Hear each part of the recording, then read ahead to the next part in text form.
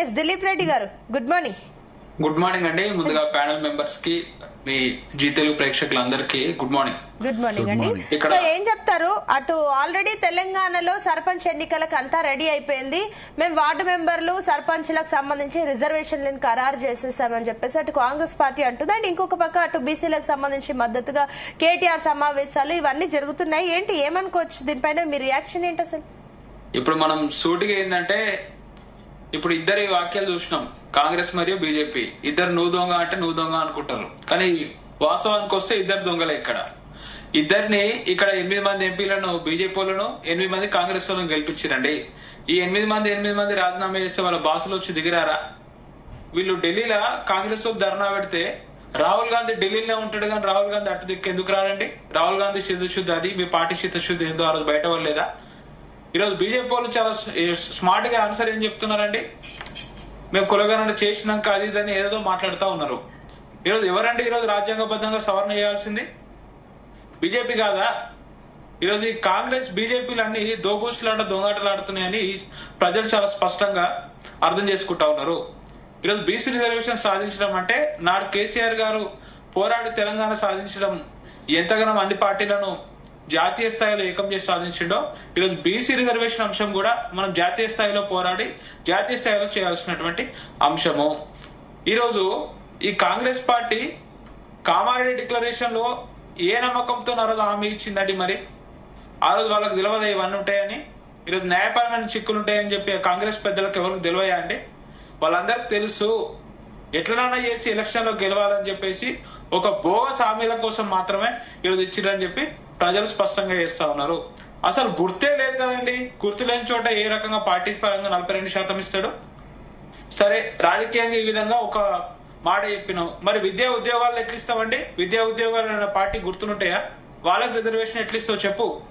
ఈరోజు ప్రతిదీ ఈరోజు జియో మనడు ఒకటే జియో కొట్టేసిందని చెప్తాం 9th, బట్ 10th 11th కూడా కోర్టు కొట్టేసింది కదా. విద్యా ఉద్యోగాలలో కూడా రిజర్వేషన్ కొట్టేసింది కదా. దాని గురించి ఎందుకు చర్చ జరగట్లేదండి? ఈరోజు దాని గురించి కూడా సమగ్రంగా చర్చ జరగాల. ఈరోజు 42% పార్టీ పరంగా ఇస్తా అన్నటువంటి రేవంత్ రెడ్డి గారు, ఈరోజు నీ మంత్రివర్గంలో 42% నీ చేతిలోనే ఉంది కదా. ఏ కోర్టు అడ్డంకులు లేవు కదా. ఈరోజు ఎందుకు ఇస్తలేవు? ఈరోజు కాంట్రాక్టర్లో 15% కేసీఆర్ గారు తీసుకొచ్చారు కదా. నువ్వు 42% ఇస్తా అన్నావు కదా. నువ్వు 42% ఎందుకు ఇస్తలేవు?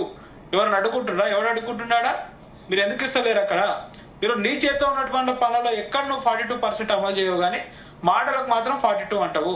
ఈరోజు 42% పార్టీ పరంగా ఇస్తా అని అంటున్నావు కదా. దీనికి చట్టబద్ధత ఉన్నదా అసలు? ఈరోజు ఏం లేదండి, ఉయ్యాల ఊగి ఊగి ఊగి ఏడన్నో దగ్గర అవుతుంది కదా. గట్టనే రేవంత్ రెడ్డి గారు ఎంత కొట్టుకున్నా గానీ వచ్చి గానే ఆగాల్సింది. ఆయనకు కూడా తెలుసు ఇది ఊగే ఉయ్యాల, ఎట్లనో నేను ఎంత ఊగినా గానే ఆగుతా అని తెలుసు కూడా ఈరోజు ప్రజలంటే అంత చిన్నగా కనిపిస్తున్నాయి రేవంత్ రెడ్డి గారికి అని చెప్పి అడుగుతా ఉన్నాము. ఇంకా వీళ్ళు ఎందుకు రాజీనామా చేయట్లేదండి? ఈరోజు అందరం కలిసి తెలంగాణ సమాజం వీళ్ళపై ఒత్తిడి చేయాలి. 8+8 ఈరోజు 8+8 = 0 అయిపోయింది. 16గా ఉన్న 0 అయిపోతుంది. మీకు జీరో ఉంది కదా, జీరో ఉంది కాబట్టి మాకే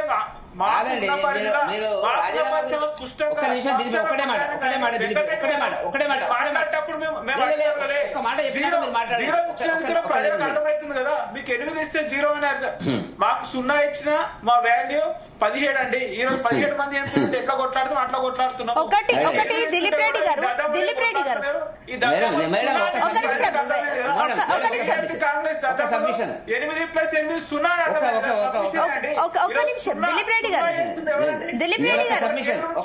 ఒక నిమిషం వెంకటరెడ్డి గారు కొట్లాడతలేరు. దిలీప్ గారు ఒక ప్రశ్న అండి. మీరు ఇప్పుడు 8 వాళ్ళకి 8 మంది ఉన్నారు, వీళ్ళకి 8 మంది ఉన్నారు, రాజీనామాలు చేయొచ్చు కదా, బాసులు దిగొస్తారని చెప్పేసి మీరు అన్నారు. గతంలో మీ 10 ఏళ్ల హయాంలో కూడా అంతెందుకు, మొన్న 2019 ఆ టైంలో మీకు 9 మంది ఎంపీలు ఉన్నారు, మరి మీరు కూడా చేయొచ్చు కదా.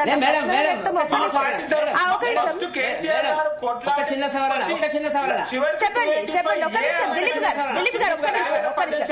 ఒక నిమిషం దిలీప్ గారు చెప్పండి. వెంకట్ గారు, మేడం చెప్పిన దానికి అనుబంధంగా నేను ఇంకా యాడ్ చేసేది ఏంటంటే, మీరు కూడా గతంలో కేసీఆర్ గారు ఈ రిజర్వేషన్స్ పెంచాలనేటువంటిది ప్రయత్నం చేసి అది వీలు కాదు చట్ట ప్రకారం కానీ వెనక్కి వచ్చిన సందర్భం లోపల మీరు ఎందుకు రాజీనామా చేయలేదు మరి ఆ రోజున?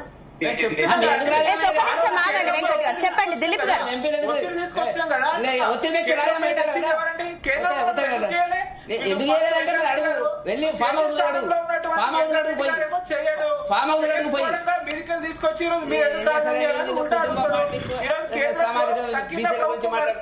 వెంకటరెడ్డి గారు నేను చెప్పేది వినండి. కేంద్రంలో ఈరోజు సంకీర్ణ ప్రభుత్వం నడుస్తా ఉంది.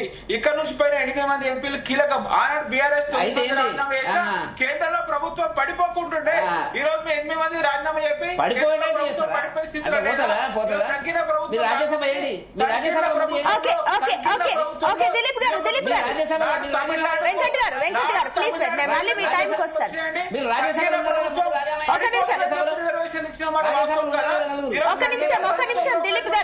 దిలీప్ గారు మీరు అంటున్నట్లు ఒక నిమిషం వెంకట్ గారు నేను అడిగాను, ఆయన జవాబిచ్చాడు. ఒక్క నిమిషం ఆగండి, దాన్ని టాపిక్ ని లాగకండి ప్లీజ్ ఆగండి.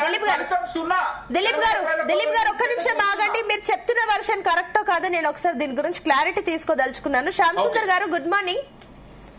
సో పార్టీల పరంగా వింటున్నారు, అన్ని పార్టీలు ఏ రకంగా రియాక్ట్ అవుతున్నాయి? ఈ గ్రామాల వారికి ఆల్రెడీ ప్రభుత్వం ఏమో ఈ సర్పంచ్ ఎన్నికలకు రెడీ అయిపోయింది, అంతా రెడీ అయిపోయింది, అండ్ రేపు కేబినెట్ మీటింగ్ కూడా జరగబోతుంది. ఏం చేస్తారు ఏంటి అన్న విషయం పక్కన పెడితే అసలు ఫస్ట్ ఆఫ్ ఆల్ ఈ పార్టీల పరంగా గుర్తులే లేవు. పార్టీ పరంగా 42% రిజర్వేషన్ ఎట్లా పాసిబుల్ అయితే అన్నాం ఒకటి కనిపిస్తుంది. బీసీల నుంచి ఒక డిమాండ్ ఉంది, అండ్ పార్టీల పరంగా కూడా మీరు వినడం అయితే జరిగింది. కాబట్టి ఏంటి హోల్ సినారియో పైన మీ ఎక్స్ప్లెనేషన్ ఏంటి? ఒక విషయం అండి, ఇక్కడ ప్రధానంగా ఆలోచించాల్సింది, ప్యానెల్లో ఉన్నందరికీ, ప్రజలందరికీ, ప్రేక్షకులందరికీ శుభోదయం. విషయం ఏంటంటే భారత రాజ్యాంగంలోని ఆర్టికల్ 16 వీళ్ళెవ్వరూ ఏం పరస్పర విమర్శలు చేసుకున్నా గానీ ఆర్టికల్ 16/4 ఏం చెప్తుంది అంటున్నట్టే రిజర్వేషన్లు అనేవి సమాజంలో ఎవరైనా సేవలు అందించడానికి, రాష్ట్రంలో సేవలు అందించడానికి వెనుకబడిపోతే అలాంటి వెనుకబడిపోయినటువంటి ప్రజలకి ఆర్థిక సామాజిక పరంగా రిజర్వేషన్లు కల్పించవచ్చు అనేది స్పష్టంగా ఉందండి భారత రాజ్యాంగంలో. టిఆర్ఎస్ వాళ్ళు బీజేపీని తిట్టడము, కాంగ్రెస్ వాళ్ళు టిఆర్ఎస్ ను తిట్టడము, ఇవన్నీ చిత్తశుద్ధి లేని మాట్లాడి ఎవరి అయినా, ఏ రాజకీయ పార్టీ అయినా. వాస్తవంగా వాళ్ళందరికీ తెలుసు, వాళ్ళ అడ్వకేట్లు లేరా? మత ప్రాతిపదికన రిజర్వేషన్లు కల్పించకూడదని భారత రాజ్యాంగం చెప్తుంది. 2024 హైకోర్టు సేమ్ ఇదే ఇష్యూ పైన 77 కులాలని, ముస్లిం కులాలని రిజర్వేషన్లు కల్పిస్తే హైకోర్టు కొట్టేస్తే మళ్ళీ సుప్రీంకోర్టుకి వెళ్తే డిసెంబర్ 2024 సుప్రీంకోర్టు కూడా కొట్టేసింది. రిజర్వేషన్లు అనేవి మతపరంగా ఉండకూడదు ఎట్టి పరిస్థితుల్లో కూడా. వీళ్ళకు తెలీదా, కేసీఆర్ గారికి తెలీదా ఎస్టీ రిజర్వేషన్లతో ముస్లిం రిజర్వేషన్లు కలపడం ఎందుకు? అప్పుడు కూడా అంటే ప్రతి రిజర్వేషన్లలో ముస్లింలు ఉండాలా? ముస్లింలకు మీకు అంత చిత్తశుద్ధి ఉంటే ప్రత్యేకంగా పెట్టండి. కాంగ్రెస్ నాయకులకు ముస్లింలకు చిత్తశుద్ధి ఉంటే ముస్లింలకు ప్రత్యేకంగా రిజర్వేషన్ బిల్లు తీసుకురండి. అది తీసుకురండి. మళ్ళా బీసీలతో కలపడము, ఎస్టీలతో కలపడము, ఎస్టీలకు వాళ్ళు అన్యాయం చేశారు. ఇప్పుడు బీసీలకు కాంగ్రెస్ గవర్నమెంట్ అన్యాయం చేసింది. రాజ్యాంగం పేరు మీద బీజేపీ కూడా రాజ్యాంగం ప్రకారం అంటుంది. న్యాయపరంగా కోర్టులు ఒప్పుకోవట్లేదు. మీరు రాజ్యాంగం ప్రకారం పోకుండా రాజకీయ పార్టీలు విమర్శించుకోవడం. First of all Congress government ఇప్పుడు ఏం చేసిందంటే నేను రిజర్వేషన్లు కల్పించేసి దాని మొత్తం క్రెడిట్ కొట్టేద్దామనుకున్నారు. ఇక్కడ బీసీ సంఘాల నాయకులు కూడా ఆలోచించాల్సింది ఏంటంటే బీసీ సంఘాల నాయకులు కొందరికి, అందరికని నేను అనట్లేదు, అన్ని సంఘాలను నేను అనట్లేదు, స్పెషల్ ఇంట్రెస్ట్లు ఉన్నాయండి వాళ్ళకు కూడా. ఏమీ కాకముందే పాలాభిషేకాలు, ఏమీ కాకముందే ఈ పార్టీ మాకు అనుకూలం అని చెప్పేయడాలు, ఏమో వాళ్ళు బీసీలో మరి పార్టీ పరంగా వాళ్ళ స్పెషల్ ఇంట్రెస్ట్. వాళ్ళు నిజంగానే బీసీలదో మరి బీసీ సంఘాలు ఒకటి నా ప్రశ్నకు ఒక జవాబు చెప్పాలి. ఏంటంటే 42% రిజర్వేషన్ల 10% రిజర్వేషన్ల ముస్లింలు తీసేస్తే బీసీలకు అసలైన మొదటి నుంచి ఉన్న బీసీలకు వచ్చే రిజర్వేషన్ ఎంతండి? 35%. అంతకుముందు ఎంత ఉంది? 27% ఉంది, 28% ఉంది. అంతకుముందు బీసీ 28కి 35కి ఎంత శాతం అండి? 7% పెరిగింది. ముస్లింలు ఎంతమంది ఉన్నారు జనాభాలో? 15%. 15% ఉన్న ముస్లింలకు 10% రిజర్వేషన్ ఇస్తున్నారు. 50 నుంచి 60% ఉన్నటువంటి బీసీలకు 35% రిజర్వేషన్లు ఇస్తున్నారు. ఇది ఏ రాజకీయ పార్టీకి చిత్తశుద్ధి ఉన్నట్టు? చిత్తశుద్ధి లేదు కదా ఎవరికి కూడా. కేవలం బీసీల పేరుతోని రాజకీయ లబ్ధి పొందాలి అని రాజకీయ పార్టీలన్నీ డ్రామాలు చేస్తున్నాయి. అసలు రాజకీయ పార్టీలకు సంబంధం లేని సర్పంచ్ ఎన్నికల్లో ఒకట మేము రిజర్వేషన్లు కల్పిస్తాం, మేము రిజర్వేషన్లు కల్పించాల్సిందేముందండి? రెండో విషయం, ఇక్కడ రాజకీయ పార్టీలో అక్కడ అభ్యర్థి ఎవరైతే ఉంటారో సర్పంచ్ ఎన్నికల్లో లోకల్ అభ్యర్థి ఉంటారు. ఆ గుణగణాలు తెలుసు, ఆ అభ్యర్థి ఎంత మంచోడు ఎంత చెడ్డోడు. కాబట్టి స్థానికంగా ఇచ్చినప్పుడు స్థానికమైనటువంటి వ్యక్తులకి ఎక్కువగా ప్రయారిటీ ఉంటది. కాబట్టి అక్కడ అభ్యర్థి గుణగణాలు ఉంటాయి. కాబట్టి రాజకీయ పార్టీలన్నీ కూడా మాకు బీసీలందరూ గంపగుత్తగా ఓటేస్తారని ఆశిస్తే అది దురాశే అవుతుంది. కాబట్టి రాజకీయ పార్టీలతో సంబంధం లేనటువంటి ఎన్నికల లోపల మేము రిజర్వేషన్లు కల్పిస్తామనడం కూడా ఒక రకంగా బీసీలను మోసం చేయడమే అవుతుంది. నేను ఒక బీసీ వ్యక్తిగా చెప్తున్నాను. బీసీ సంఘాల నాయకులు ప్రజలు గమనిస్తున్నారు మిమ్మల్ని. మీరు ఏ పార్టీకి అనుకూలంగా ఉన్నారు, ఎవరు ఏ పార్టీకి ఉన్నారు, ఎవరి ఇంట్రెస్ట్లు ఏంటి, మీరు సమాజంలో తిరుగుతున్నారు, మిమ్మల్ని గమనిస్తున్నారు. కాబట్టి మీరు బీసీల పేరు మీద ప్రజల్ని మోసం చేయకండి దయచేసి. ఎందుకంటే ఈ రిజర్వేషన్లు అయ్యేవి కాదు, పోయేవి కాదు. అవి కావాలి అంటే ఈ రాజకీయ పార్టీలకు కనుక చిత్తశుద్ధి ఉంటే ఆ మతాన్ని పక్కన పెట్టండి. మతాన్ని పెట్టి ఇగో ఈ కులము ఈ విధంగా వెనుకబడింది, ఆర్థికంగా వెనుకబడింది, సామాజికంగా వెనుకబడింది. దానికి ఆర్టికల్ 16/4 రాష్ట్ర ప్రభుత్వాలకు అధికారం ఇస్తుంది రిజర్వేషన్లు కల్పించడానికి. దాన్ని ప్రత్యేకంగా ముస్లింలు అని పెట్టాల్సిన అవసరం ఏముంది? మొన్న సర్వేలో కూడా ముస్లింలు అని ప్రత్యేకంగా పెట్టారు. హిందువులలోనేమో కులాల పేరుగా విభజించారు సర్వేలు. హిందువులలో కులాల పేరుగా విభజించినప్పుడు ముస్లింలలో కూడా కులాలు ఉన్నాయి కదా, మరి ఎందుకు కేవలం ముస్లింలు అని మాత్రమే పెట్టారు? ముస్లింలలో కూడా కులాల వారిగా గణన చేయాల్సింది. క్రిస్టియన్లు లేరా? క్రిస్టియన్ల గణన ఎక్కడ జరగలేదు. క్రిస్టియన్లలో కూడా కులాలు ఉన్నాయి. కాబట్టి ఇక్కడ రాజకీయ పార్టీలకు చిత్తశుద్ధి లేదండి బేసికల్ గా. అలాగే కుల సంఘాలకు కూడా చిత్తశుద్ధి లేదు, బీసీ సంఘాలకు కూడా చిత్తశుద్ధి లేదు. నేను ఓపెన్ గా చెప్తున్నాను, వీళ్లకు స్పెషల్ ఇంట్రెస్ట్లు ఉన్నాయి.